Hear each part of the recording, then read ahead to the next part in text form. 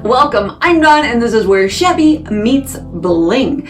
I hope you've all had a great start to your new year. I know I have, but I'm very, very excited to be back, and I'm even more excited to get working on some projects.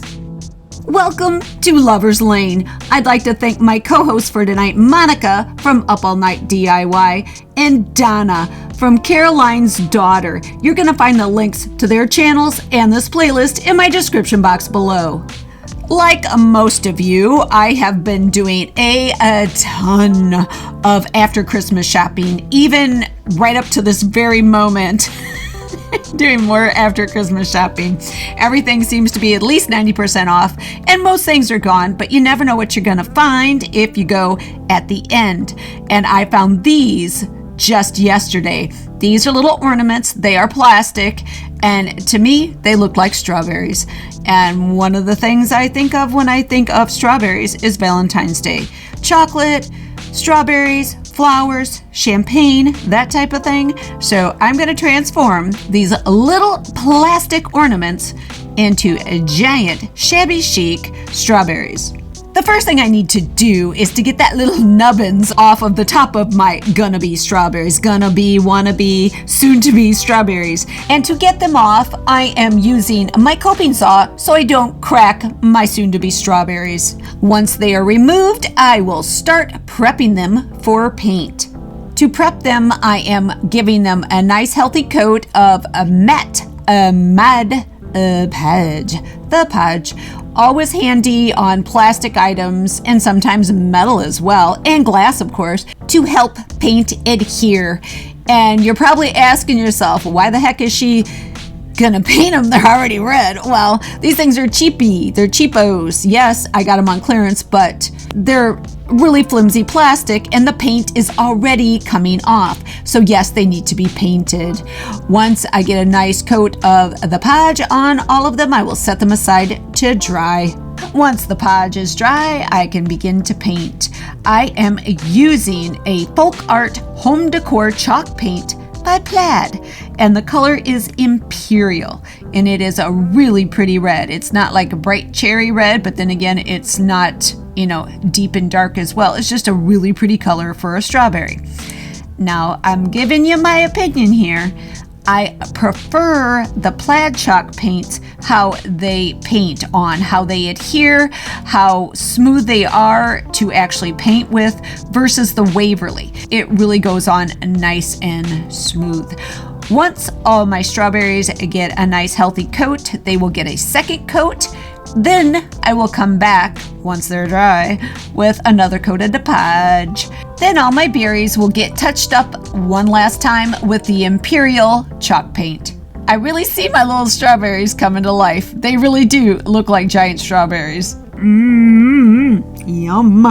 Well, we can't have a big old hole in the top of our strawberries, so we need to create a crown, a calyx, and a stem, and I'm going to start with the calyx. What I did is I just drew out a little tiny leaf, basically a leaf shape, and then I took that leaf and I traced it 5 times over to become our calyx.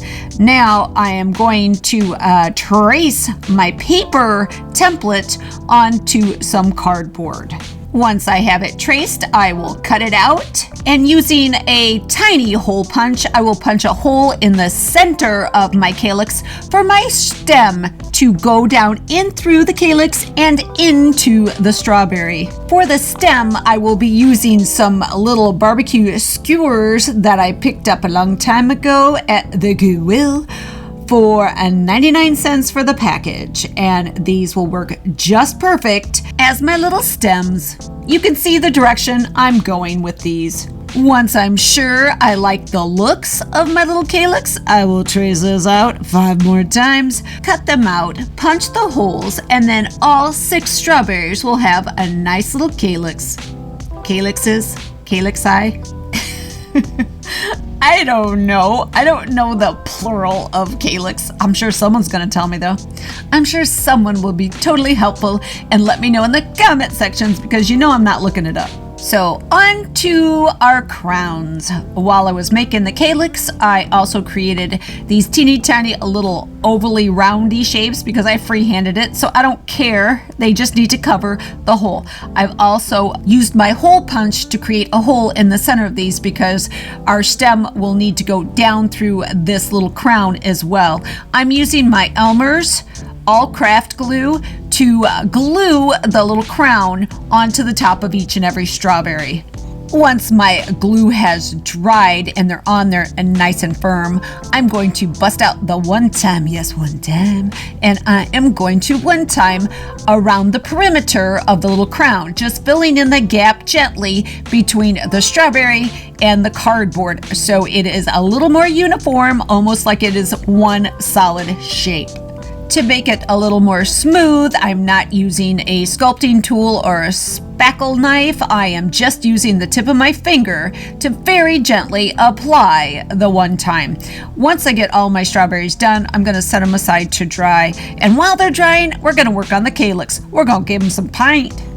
So that the cardboard isn't so rigid, I'm just using one of my construction pencils to gently curl the edges. Kind of like you would that curly ribbon with your scissors. Well, same thing here. I need the little calyx to kind of fold over the top of the strawberry and not be rigid, as I said. So I'm just curling it with my pencil before I paint it. The paint I'm going to be using for the calyx and the stem is a Hello Hobby chalk paint, and this color is beautiful and it is called Sage. Sadly, Walmart discontinued Hello Hobby, so I guess we have to say goodbye Hobby from here on out. Because cardboard is so darn absorbent, both sides of my calyx will get 2 coats of this beautiful sage paint. My one time is dry enough to paint, so I've grabbed my home decor chalk paint by Plaid, that Imperial Red again, and I'm going to paint the entire top of my little strawberries in that red. To make sure you couldn't see the one time or the cardboard, I did give the tops of the strawberries 2 coats of paint.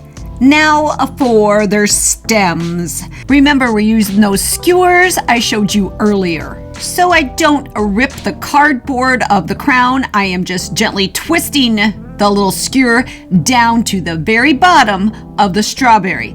And then I cut the skewer with my wire cutters at an angle. I will do this for each and every one of my strawberries. We will be gluing these in place a little bit later. These really are starting to look like strawberries, but strawberries have more than the calyx and a stem. They have seeds. So now I'm going to be painting on some seeds all over my little strawberries. Big strawberries are big strawberries. They're not little. They're jumbo. I am using an Art Deco Americana acrylic paint, and the color is Salted Caramel. And I am just using one of my tiniest little brushes to create little tiny elongated dots all over my strawberries. I will cover every bit of them, and then we will set them aside to dry. And how will they dry? Thoroughly. They will dry thoroughly. Then we need some shadows. Yes, we do. So what I'm going to be doing is I'm going to be using another chalk paint from Plaid, and this is another folk art home decor chalk paint, and the color is Tuscan Red. I love this color. Love it. And what I'm going to be doing is taking that same teeny tiny little brush and making basically backwards smiley faces or parentheses, or the backward letter C. However you want to look at it, that's what's happening right now. And I need to make sure I don't miss any of them because we want these to look dimensional, like they're set inside this strawberry. Once that Tuscan Red has dried thoroughly, I will be coating all of my little strawberries in matte Mod Podge. Now it's time to glue the stem inside the strawberry. I am using that Elmer's all-purpose glue to do so. I'm making sure that the end of the skewer is well covered before I push it down. And then I will make sure to wipe off any excess around the top so that it dries a little bit quicker and we can move on to the next step. My stems are securely in place, which means now I can antique my strawberries. I am using a a Goodbye Hobby antique finishing wax, and this is a dark brown. To apply it, I'm just using a little bit on a paper towel. I am basically just polishing it onto the strawberry, and any excess that I have, I use the unused part of the paper towel to wipe it away. I am very careful not to get any of the wax on the crown because I have to glue the little calyx on top, and the wax and hot glue do not mix. Not at all.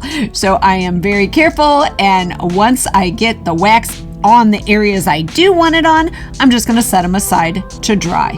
These are not the first strawberries I've made. I made a dimensional wall piece for the kitchen a few years ago, and I will link that video in my description box so you can see how I made those strawberries. Totally different than what I'm doing here. My little calyx are totally dry. That means now I can add some texture to them. I am using my Mod Podge and some sawdust to create that texture. I give a nice coat of the Podge onto the calyx, and then I will sprinkle on some sawdust. Then I'll set them aside to dry. Once dry, I give them a nice coat, top and back, with that green sage paint. Next, I will Mod Podge the top of the calyx. Then I will come back with the antiquing wax and antique the top. After the antiquing wax has dried, I will hot glue my little calyx onto my strawberry.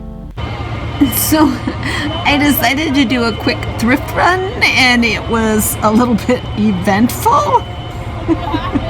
I pointed out that there was a weird smell coming from an outlet. It smelled like electrical something burning, like it had fried. And within minutes, we had this occurring. Seems a customer had plugged in a space heater into an outlet they shouldn't have, but no fire was found. So we were given the all clear, let back in so I could purchase my nice cart of goodies. Let's take a look at a few of the items that I found. I found these bar glasses. They are really cool. Clear glass, one side says wine, one side says a vino, and they were only 99 cents each, and these will get used. Trust me, these will get used. I also found this metal heart, and I don't know exactly what it's supposed to be. It doesn't look like a cake pan, but it does. It doesn't look like it was part of a heart box, but it kind of does. It was made in India. Not really sure what it is, if it's brass over copper or copper over brass. Don't know how any of that works, but it's really cool, and it's very shabby, and I will be using this to put my strawberries in. She needs a good cleaning, but I am in love with this little metal heart. I also found this extra large beaker. How cool is this thing? And it was $2.99, or was it? No, it was $1.50 because it was a pink tag. You can see I have some water deposits to deal with, but we will clean it up. I also found this heart bottle. How cute is that? And I think at one time it was a wine bottle, and I picked it up for $1.49. I also stopped by my favorite resale shop and picked this up, this little metal stand, and it was only 50 cents. It's a little bit rusty here and there, and I am not going to touch the finish on this at all. I think it is fabulous, especially for a shabby chic kind of rustic feel. Lovely. I have cleaned up my little metal stand, and now I need to prepare it for the beaker because that large beaker is going to sit right inside. The metal stand is too big, and once you put something in the beaker, it kind of just goes wibbly wobbly. It starts to move around, and we can't have that, especially if there's going to be liquid in that beaker. So I'm adding little dots of hot glue on 3 different points on the bottom of this little stand. That way, when the beaker sits there, it's just going to sit there nice and sturdy and not move around. To clean out the inside of my beaker, I am going to use baking soda and vinegar. I put a little funnel in the top of my beaker and I am going to spoon in some of that baking soda, quite a bit of it actually, and then I'm going to take my vinegar and pour it in. And check this out. Do you see that foaming action? That is actually eating away at the calcium deposits in the water stains. I use this method to clean the potties, shall we say, to clean the toilets, and even water deposits in the sink, and it really works well. I will leave this in here for a little while, and then I will wash it out really good with soap and hot water. I want to put some ribbon around the exterior of my little metal heart, but I don't want to ruin it. So I'm going to only use a couple of dots of hot glue.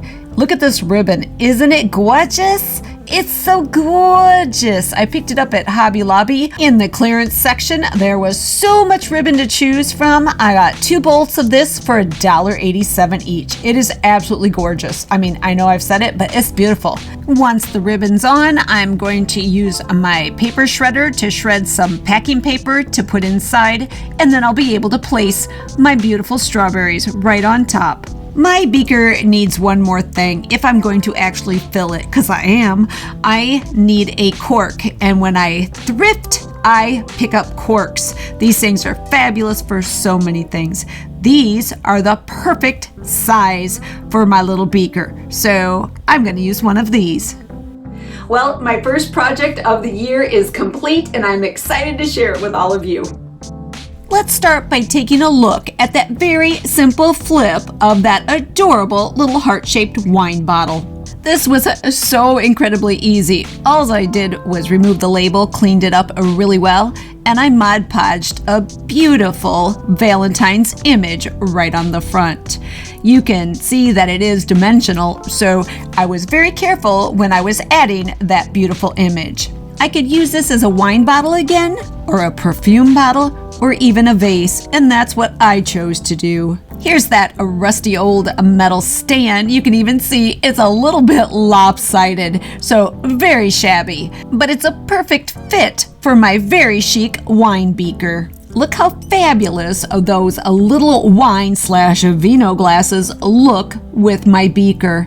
I love this. These are keepers, definitely keepers. Oh, look at that. Love potion number wine. Typo? I think wine is a great love potion, don't you? I just jumped into Canva and made a little tag and used one of my beautiful tassels from burlapfabric.com and a cork out of all those corks I had, and look how amazing it looks. Now I really think we need to take a look at my strawberries. What started as cheap, plastic, 90% off clearance Christmas ornaments became shabby chic strawberries, just in time for Valentine's Day. I added my strawberries to that rusty old shabby tin, along with some shredded packing paper and a ribbon. I love this ribbon. It is so gorgeous. It is so chic. It is the chic to my shabby. I even cut out an individual rosette to add to the top, along with a piece of beautiful deep red ribbon. And the final embellishment is that fabulous Valentine laying right on top. I don't think anyone would ever believe that these were once Christmas ornaments. Thanks again to Monica and Donna for joining me on Lover's Lane. You're going to find the links to their channels and this playlist in my description box below. I hope you enjoyed this video. If you did, give it a like, share it with your family and friends, and anyone that likes DIYs, thrifting, flipping, repurposing, vintage, Valentines, shabby chic, and holiday decor. You can follow me on Instagram, Facebook, and don't forget to check out my shop on Etsy. Leave me a comment. You know I love hearing from you. Ring the bell for notifications of all my upcoming videos. Subscribe. It's a great way to support my channel, and you know you wanna, you know you do.